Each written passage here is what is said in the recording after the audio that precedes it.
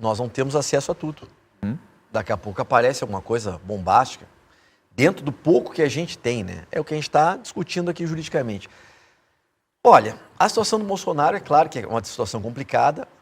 Isso está desenhado desde o inquérito, no relatório, nos outros inquéritos que existem contra ele, de um envolvimento e de realmente não tem como ele não ter consciência de tudo que estava acontecendo, de não ter alimentado, porque ele alimentou, ele mobilizou. Inclusive, a percepção que eu tive quando eu li o inquérito, o relatório do inquérito, foi de que o golpe não saiu por muito pouco. E esse muito pouco foi uma falta de firmeza do Bolsonaro. Se o Bolsonaro tivesse, lá em dezembro, ido para frente de uma Câmara e tivesse dito, olha, temos que derrubar, porque esse governo eleito tivesse realmente insuflado aquela massa que estava mobilizada, teria ocorrido esse golpe. Isso a gente percebe nas conversas que estão no relatório entre o pessoal desse núcleo do golpe, cobrando do Mauro Cid, inclusive, que o Bolsonaro tivesse uma posição. Estamos aguardando que ele fale. Por que ele não fala? E o Mauro Cid dizia, não, mas é o jeito dele, ele gosta de esperar, e aí ele pega e vai para os Estados Unidos. Ele deixou o pessoal realmente ali, sabe, sozinho. Abandonou. Se ele tivesse apoiado aquele núcleo golpista e assumido, a coisa teria acontecido. Mas então isso perto, hoje, sabe? Atualmente, mas, voltando, seria um argumento a favor dele. Então, não, o que eu digo é o seguinte, o que eu digo é assim, Bolsonaro ser preso hoje, caberia essa prisão? Duas linhas argumentativas. Opção A, ele está acima do Braga Neto, sabe o que aconteceu e por coerência decisória deveria ser o próximo a ser preso. Se vamos manter a coerência decisória, seria o próximo a ser preso. Só que tem um detalhe que o Gustavo falou bem, que temos que ter um perigo atual. Para o Braga Neto, se trouxe um perigo atual. Concordemos ou não, mas eles trazem uma argumentação. Pressão do Mauro Cid, etc e tal, comunicação, contato. Será que tem isso para justificar uma prisão do Bolsonaro? Eu não sei. Até aqui eu não vi. Se você me der um dado novo para justificar a prisão, porque também tem uma coisa, vamos voltar para o ponto inicial. Nós não estamos julgando ninguém, a gente não está dizendo que alguém é culpado ou inocente, nós estamos discutindo só a prisão cautelar. E outra, o preso cautelar hoje pode não ser condenado amanhã, pode ser absolvido. Como solto hoje, pode ser condenado amanhã. Então tem um cenário aberto ainda que é o do processo. Se o Braga Neto vai ser condenado ou absolvido, eu não sei. Vai depender de ter prova ou não. Isso é lá adiante, então, né? vê bem, ele pode ser preso, ficar preso e daqui a pouco ser absolvido. Lamentável. Lamentável. Você prender alguém e depois absolver é lamentável. Ele pode ser condenado? Pode. Não sei. Bolsonaro está em liberdade. Pode continuar em liberdade? Se não tiver uma necessidade cautelar, deve continuar em liberdade. Agora, ele pode amanhã ser condenado ou absolvido? Depende da prova, no processo. Não se tem processo ainda. E não se tem processo contra o Bolsonaro ainda. Se tem investigações, sabe? Então, vamos ver o que vai acontecer. Tem o inquérito esse que ele é um dos 40, né? Sim, que mas estão inquérito. Isso está na mão do PGR. Que a PGR ainda vai ter que se manifestar. O Procurador-Geral da República vai denunciar ou não. Se denunciar, pode denunciar todos, parte. Aí o que vai acontecer? O Supremo ainda tem que receber a denúncia ou não, pode receber no todo ou em parte. Aí vai ter processo. Quando é que nós vamos ter sentença sobre isso? Olha, eu não sei. Antes Gustavo, do final desse governo... Eu acho que não, eu acho que nos próximos 2 anos, 3 anos, eu não vejo um horizonte decisório.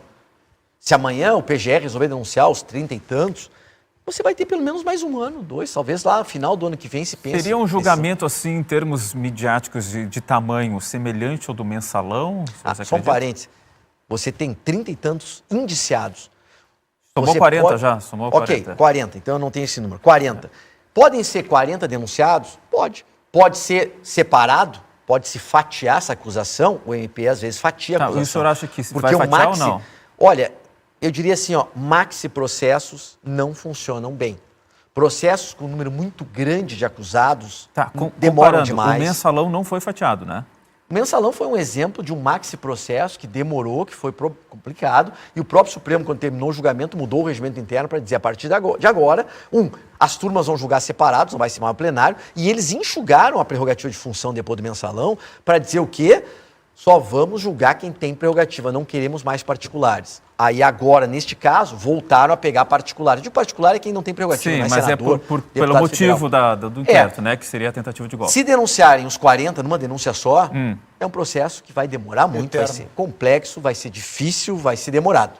Se fatiar, pode ser mais rápido. Tá, doutor Gustavo, qual a sua projeção para esse julgamento? Se não fatiar, se ficarem os 40, o exemplo que foi o mensalão, em termos de prazos até assim. É um pouco diferente do mensalão isso, né? Porque o mensalão, na verdade, eram ali empresas vinculadas ao setor público, então não acho que tinha diferentes condutas, né?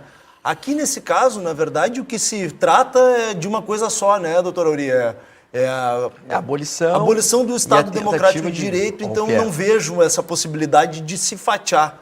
Talvez, se eles tentarem fatiar, é para facilitar o julgamento, né? Mas eu acho que, tecnicamente, eles não estão... Tá, e aí, mas, bom, o PGR deve aceitar ou não quando isso? Fevereiro, março? O que vocês... Agora é meio chute mesmo, só para a gente tentar entender. Agora vem recesso, nada vai sair agora, fevereiro. Talvez lá para fevereiro, março, tem uma denúncia. Tem uma denúncia. Uma denúncia. E aí? Não, eu concordo, Gustavo, eu acho que não é caso de fatiar, mas, enfim, pode fatiar por uma questão de interesse, estratégia processual, mas o fato é um só.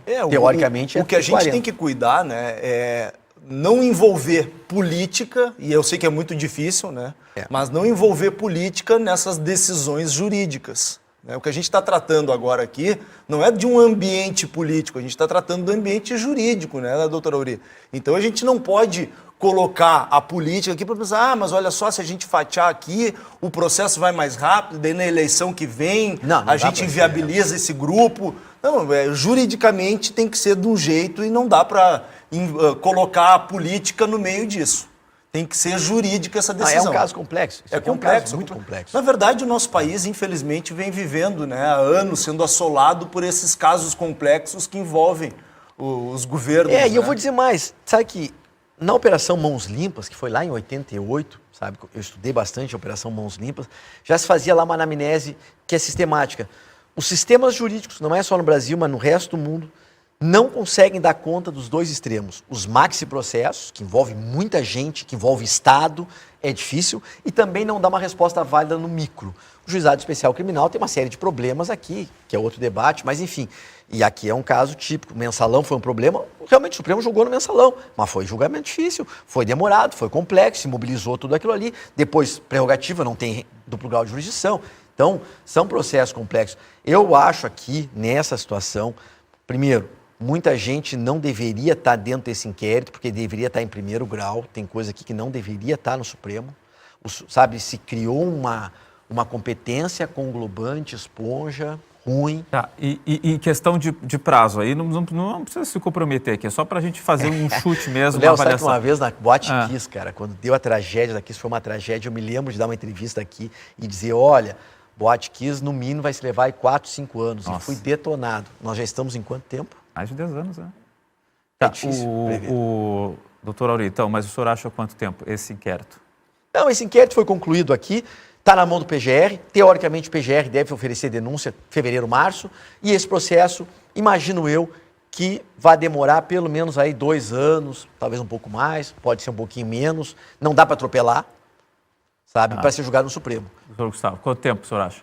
Eu acho que esse é um processo bem longo, processo que ultrapassa 5 anos. 5 anos. A gente estava falando fora do ar, né, desses atos antidemocráticos das pessoas que foram julgadas. E se estabeleceu ali, até por uma questão de celeridade processual, que as testemunhas, que os réus só poderiam arrolar testemunhas que fossem do fato. Só que muitas pessoas foram lá para Brasília sem ter qualquer relação com os outros que estavam dentro de um ônibus, de um carro, enfim. E aquelas testemunhas abonatórias, elas foram proibidas de serem ouvidas. Isso fez com que o processo tivesse uma duração bem menor. Mas nesse caso, como envolvem agentes públicos, né, políticos, de influência, a gente sabe que o processo não tem como ser levado assim a toque de caixa, né? Então, a gente sabe que é um processo mais demorado.